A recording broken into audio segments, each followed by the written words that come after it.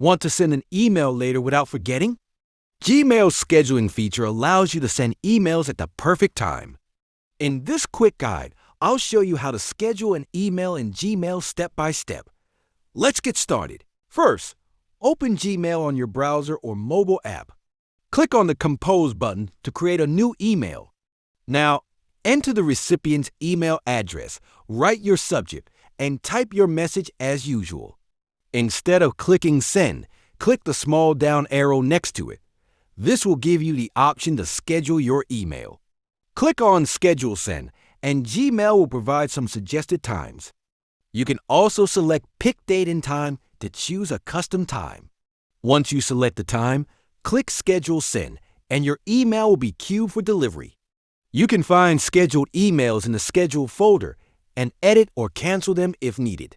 And that's it! You've successfully scheduled an email in Gmail.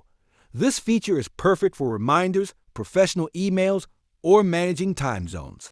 If this guide helped you, don't forget to like, share, and subscribe for more tech tips.